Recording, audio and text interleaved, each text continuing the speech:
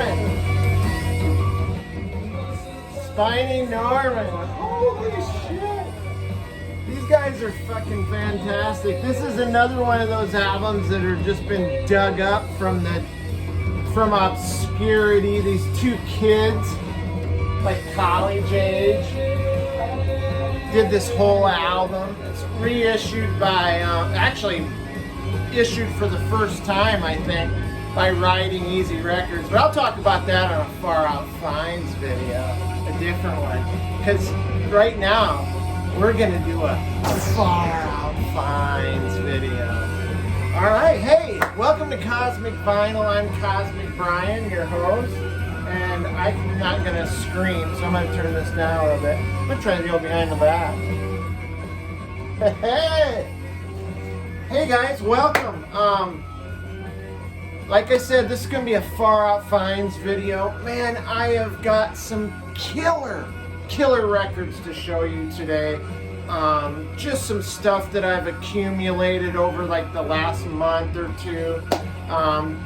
Actually, stuff is really starting to stack up. I've been on like a binge buying lots of records, and I gotta start making more videos so I can share them with you, my friends in the vinyl community. I love you guys, man. The vinyl community freaking rocks, dude. Aaron Mutha-Alamer, he's with me on this. He's excited about the vinyl community like I am. I love it. The vinyl community has never been stronger and better than it is right now. I'm having a blast. People are showing some great records. I'm loving it.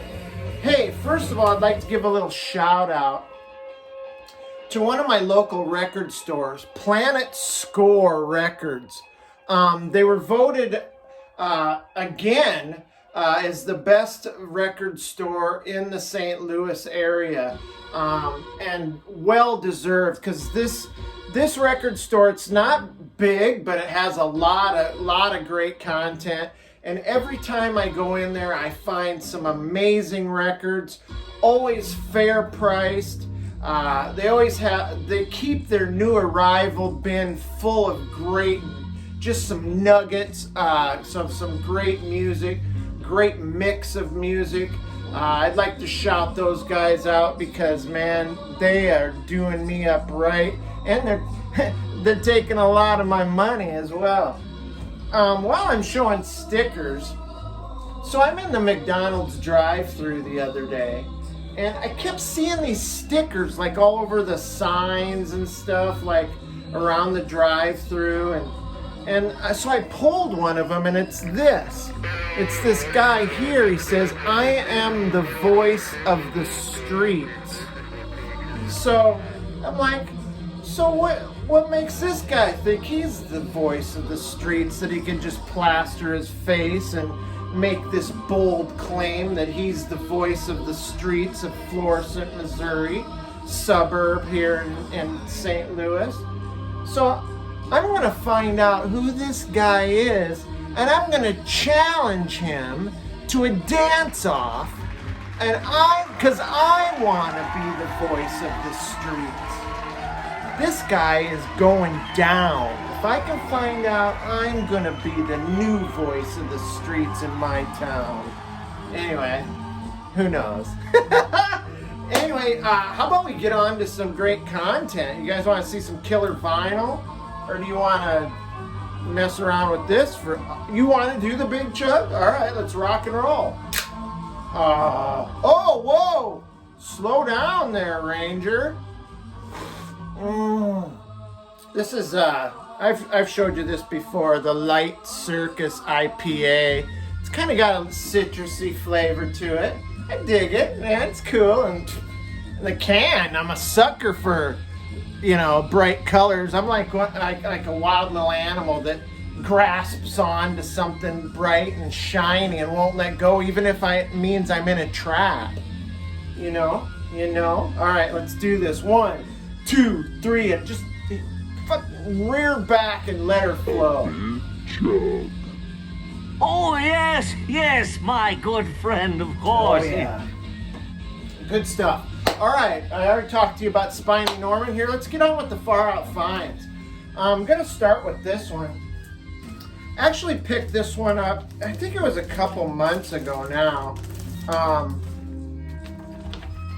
just put this down for a second. But yeah, this is Hooked by The Hook. And check those guys out. I love it. I love these guys. And wait till you see this. Look at the back. Check out those outfits. This guy right here, that guy gets an 8 on the Afro meter for sure. But check out their like bright colored outfits. This guy's got the whole Eastern Indian thing going on here. I love it. And then you've got like this killer gatefold. Very psychedelic. Look at, and that guy right there, he's got some great chops, lamb chops going on. This is just a really, really cool record. It was released in 1968 on the Mighty Uni label there, which I love the Uni label. It's just so cool. But 1968 on the Uni label. They're a Los Angeles-based band. Kind of in the vein of like a Vanilla Fudge. I'd say it's hard rock, psych, with tendencies towards like some blues rock type stuff.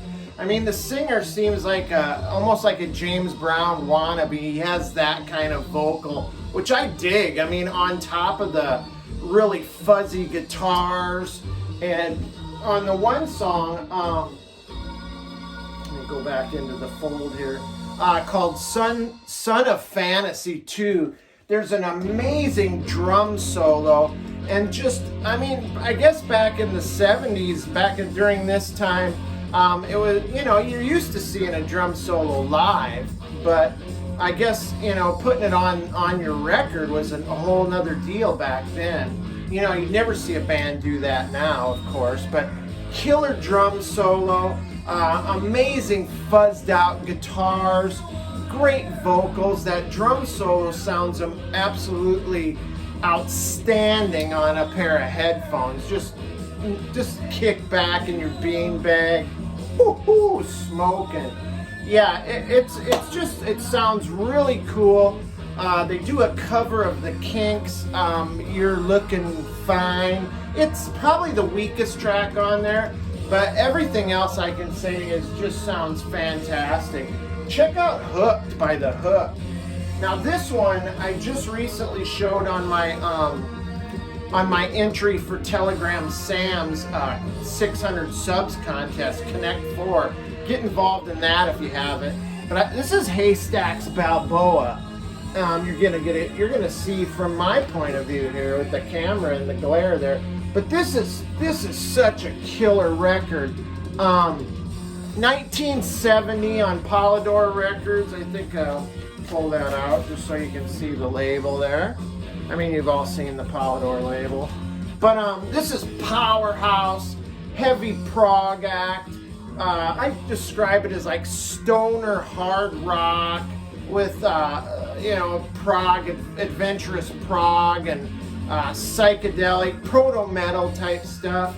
And this guy just bears an uncanny resemblance to Leslie West of Mountain, which is funny because he helped name the band Haystacks Balboa because of this guy being so big.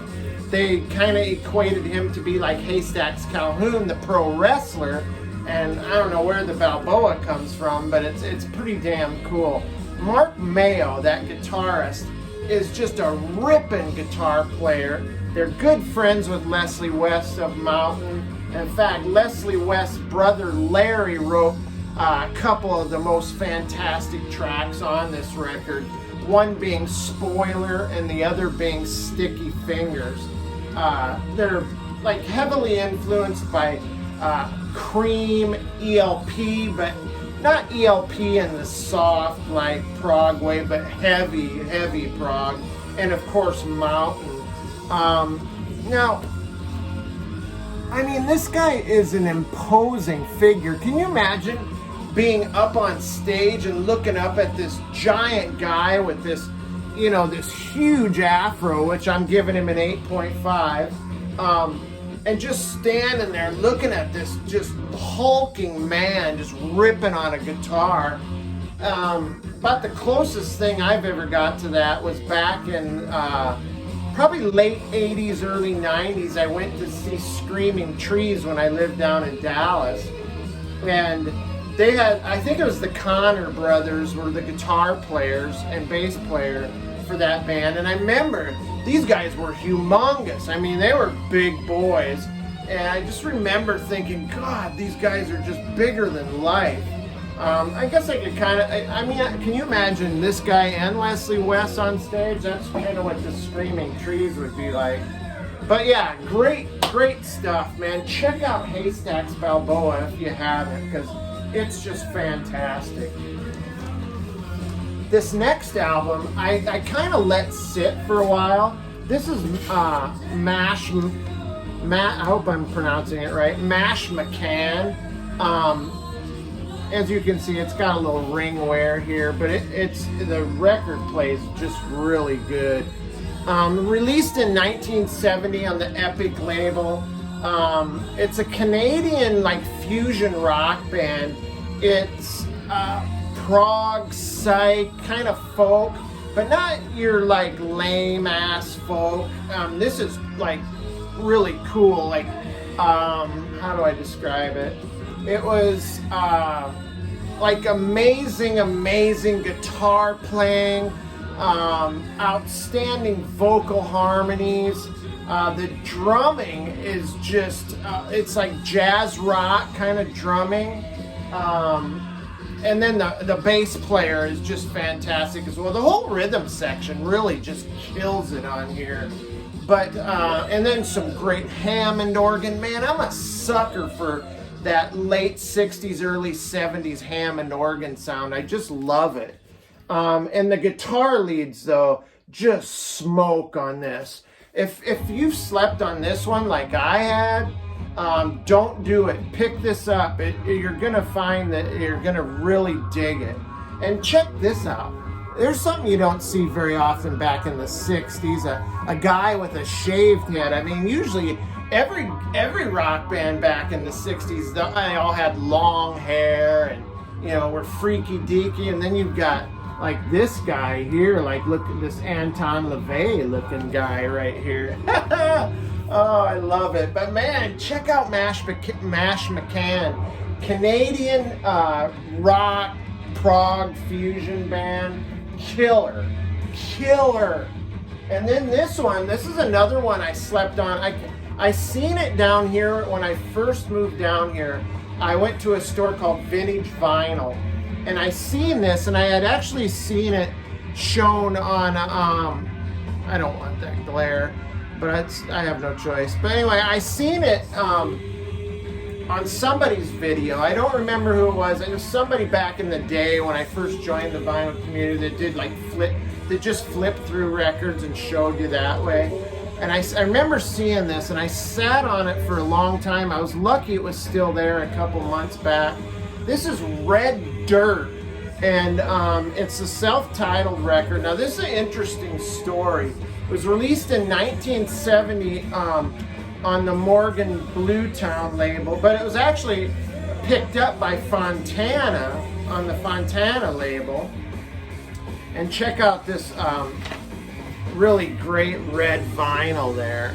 It just, I mean, that's like blood red vinyl there. But it was released, like I said, 1970 on the Fontana label. By this heavy blues rock band from East Yorkshire, Northern England. These guys were like, had a really impressive live show. But when they released the record, it sunk like a friggin' stone. It's rumored to have sold a whole 100 copies originally, and then just disappeared. Well, thankfully, it's been unearthed, and man, this is great. I mean, it's fuzzed out psych, but it's very, very bluesy as well. Think like Morrison Hotel era Doors. Throw in a whiff of like Captain Beefheart. And then also into the mix some of the Delta blues, like the original Delta blues, like Robert Johnson. And you've got this, man. This is a great record, man. Totally overlooked. Of course, it's I would describe it as like an acid smoke folk on a song called Summer. Oh, I can't see. Summer Madness. What a great song. Also, some great harmonica playing on this. I mean, yeah, we don't buy records to hear the harmonica playing, but it really adds something to the mix, man. And this is a really cool album. If you find it, this is like a 2010 reissue on the Morgan Blue Town label. But yeah, check out Red Dirt. Now this one I was so stoked to find. I couldn't believe it when I found this. I actually went into the store after I got off work one day. I was tired. I was just gonna go in there, pick up an album. I thought, you know what, maybe I'll rifle through the new arrival bin. And boom, Sam Gopal. I didn't even know there was a 2020 reissue. It's on a label called Audio Clarity, which that's what it looks like there. But yeah, I couldn't believe it. As soon as I seen that, I was like, boom! My whole world came crashing down around me. Okay, maybe it wasn't that dramatic. But this was released in '69, originally on the Stable record label. Like I said, this is the Audio Clarity reissue if you want to look for it. Now this is the lone album by this underground British band. They're psychedelic for sure. They're pretty famous for having a gentleman by the name of Ian Willis within their ranks, which is this fella right here. And I'll show you the picture of him on the back there. That's him. Now Ian Willis you'd probably recognize more as Ian Fraser Killmeister, also known as Lemmy, baby Lemmy. Now, before he joined this band, he was roadieing for Pink Floyd and Hendrix, and then he joins this band with Sam Gopal, the founder, and he basically, in the course of one night, he composes this whole album. And Lemmy's vocals on this are really pretty solid, man. I mean, I didn't realize he had such a great vocal range. I mean, not so much the range, but it's just a really great sounding vocal. If you're expecting Motorhead, don't get this then, because it's not Motorhead. It's, you know, you can kind of see where he's going with like before he joined Hawkwind. But and then one other thing about this record, Sam Gopal, the guy who founded this band, actually played the tabla, which is like a northern Indian instrument, percussion instrument. So you don't hear like a regular drums on this. It's the tabla throughout. But yeah, man, this is fuzzy. It's great. The drumming is just adds a spookiness to it with the, you know, I don't know if it's a bongo. It kind of looks bongo-ish, but and even the slow jams on this are just really cool. Very trippy. And I can kind of see where Lemmy might be able to write a whole record or compose a whole record in one evening, considering he was notorious for being like this speed freak. I don't know if he was at that point, but one thing I find missing here is those 3 Cocoa Puffs that are always on Lemmy's face. Must be buried in his hair. This guy right here, I think he looks like Lane Staley from Alice in Chains, right? Anyway, just some thoughts. All right, guys. Check out these records. They're all great. All of them. I can vouch for every record on this stand right here. So you guys, hey, if you like what you're seeing here, man, subscribe. Subscribe. It doesn't take much. You just hit a button and check out, hit the bell so you get all the notifications, man. When I put a video out, you're like, brr, brr, bells and whistles go off, and you're like, oh, Cosmic Brian's got a video out, right? Okay, maybe not. But anyway, check it out. Oh, also check me out on Instagram, BKC_Cosmic. Yeah, that's my handle on Instagram if you want to check it out. Join me there too, it's fun. All right, you guys, stay safe, stay cosmic, and have a great day, night, or whenever you choose to watch this little ditty. Have a good one.